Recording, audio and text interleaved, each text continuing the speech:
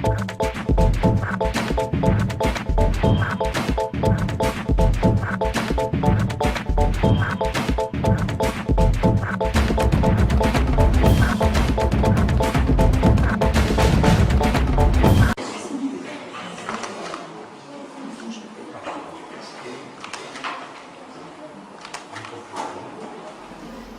l'a dit, je ne sais combien de fois.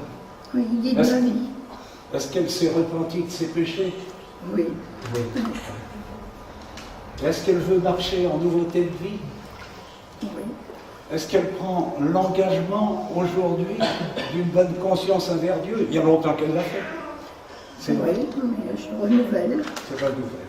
Et bien sur ta confession de foi, je te baptise au nom du Père, du Fils et du Saint-Esprit.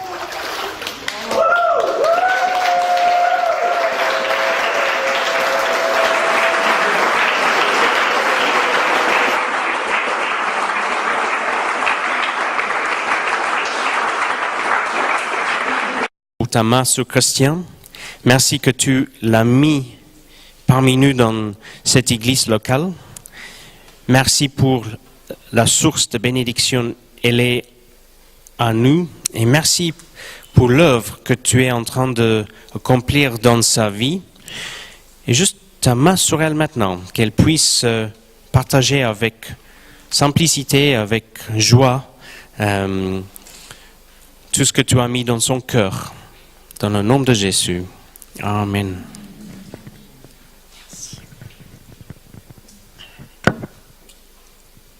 Bonjour à toutes et à tous.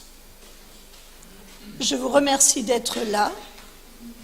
C'est très intimidant, mais c'est aussi très réconfortant. Ce témoignage, je souhaite qu'il soit à la gloire de Dieu, qu'il atteste de ce que Dieu a fait dans ma vie. Je tiens à remercier notre pasteur, mes frères et sœurs qui m'ont accompagné et aidé sur ce chemin. Et je voudrais remercier tout spécialement André qui m'a accueilli quand je suis arrivée dans cette église, qui m'a aidé sur ce chemin. Merci André du fond du cœur. Alors si vous m'aviez dit il y a encore 1 an que je serais là pour demander à être baptisée, je ne l'aurais pas cru. Vraiment non. Alors je suis née dans une famille protestante où la religion ne se discutait pas. En Alsace, c'était même une institution. Il y avait un chemin tout tracé et tout le monde le suivait. Alors j'ai été baptisée à l'hôpital à l'âge de 4 jours.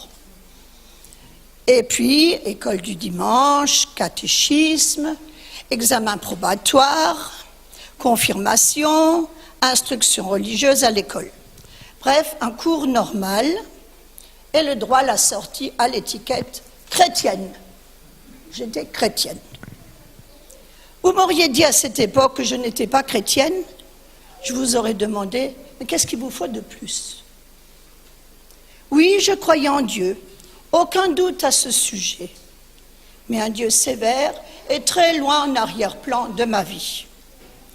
Happée par la vie, j'étais très occupée par ma vie familiale et professionnelle et je n'avais guère de temps à lui consacrer. Par contre, lui, il était toujours là. Et quand j'avais besoin de lui, il répondait présent et il m'aidait. Alors je voudrais tout spécialement penser à cette période où ma mère était très très gravement malade et allait sans doute mourir. Et j'ai demandé ardemment son aide à Dieu. J'ai prié avec beaucoup de ferveur.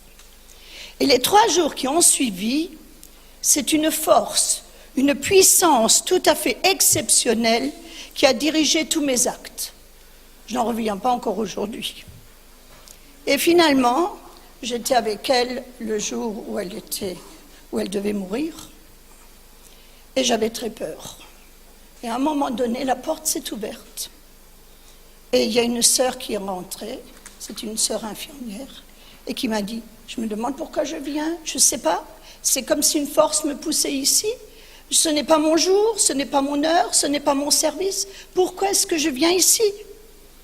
Et Et je lui ai répondu, ma mère va mourir et moi j'ai peur. Parce que la mort, on ne sait pas très bien ce que c'est. Mais Dieu était là, avec elle. Et alors tout s'est passé dans l'amour, dans la paix, dans la sérénité. Et c'est une expérience absolument inoubliable qui m'aura marqué à vie.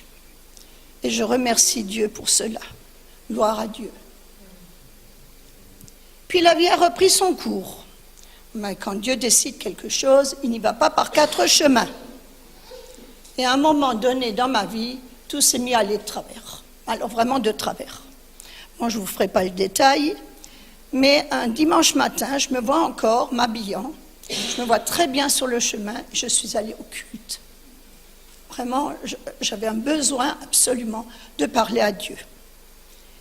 Et là, j'étais accueillie à bras ouverts et j'ai pris conscience de mes péchés. Et j'ai demandé pardon à Dieu et je lui ai remis ma vie.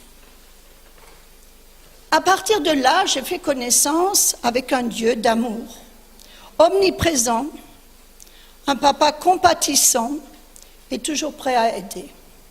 Je ne me suis plus jamais sentie seule. Alors ce qui est bizarre, c'est qu'il a progressivement pris de plus en plus de place dans ma vie. Et je n'ai fait aucun sacrifice pour cela. Ça s'est fait tout seul. Au fur et à mesure, les choses de ce monde ont perdu leur couleur, leur attrait. Mes priorités ont changé. Pour vous expliquer, c'est un peu comme si l'axe de la Terre est devenu différent pour moi. Et je n'ai rien fait, mais je me suis mise à aimer profondément les gens. Et je peux le dire, je vous aime tous vous ici présents. J'ai envie que vous soyez heureux, je prie pour votre bonheur, j'ai envie de paix, j'ai une horreur du mensonge et j'ai un besoin de vérité absolue. Ça m'a même joué des tours parce qu'il y a des moments, la vérité, c'est pas si facile que ça. Bon. Et puis, je suis arrivée dans cette église. Je pensais un peu que c'était pas tellement mon choix, quoi.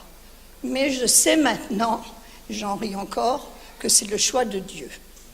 Et quand Dieu veut quelque chose... Bon. Et je m'y sentais bien, vraiment bien. J'avais aucune envie de quitter cette église pour aller dans l'église protestante institutionnelle. Mais je ne m'y sentais pas tout à fait à ma place. Malgré l'accueil chaleureux de notre pasteur et malgré l'accueil chaleureux de vous tous. Il y avait toujours cette épineuse question du baptême. Et je n'avais aucune envie de renier mon baptême, mon identité, mon enfance, enfin, tout cela.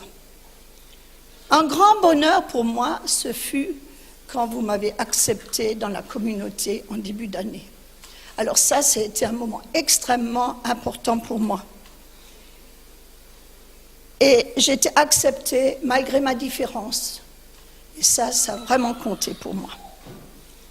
Et lors des réunions de groupe de maison, je suivais la formation que André nous donnait.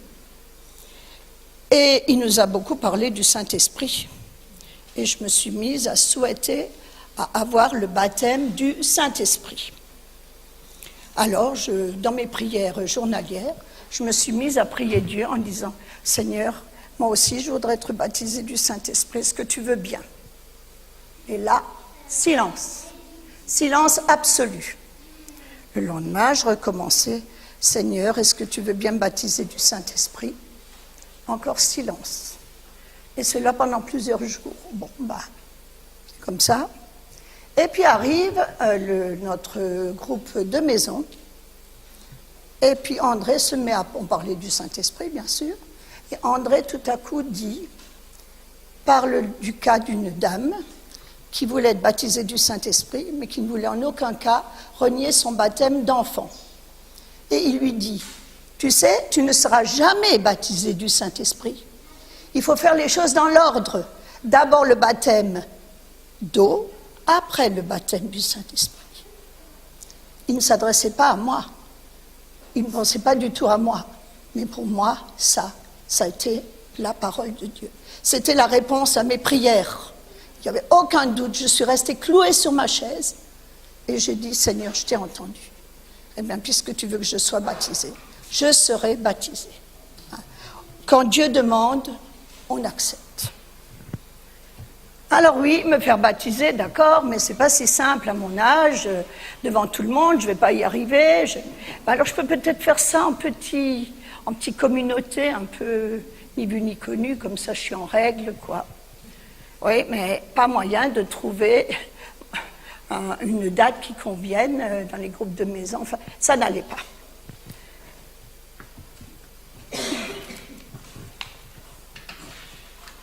Oui, je vais me faire baptiser, mais ce n'est vraiment pas une démarche facile. Ce serait beaucoup plus facile en petit comité. Alors je m'en ouvre à Dieu et je lui explique. Tu comprends, Seigneur, je ne vais pas y arriver. Je vais être paralysée par l'émotion. Je ne pourrai pas, tu ne peux pas me demander ça. Et alors, il me fut répondu, mais je serai là. Et cela change tout. Merci, Seigneur. Merci parce que tu es là. Gloire à toi. Et je me remets entre tes mains. Amen.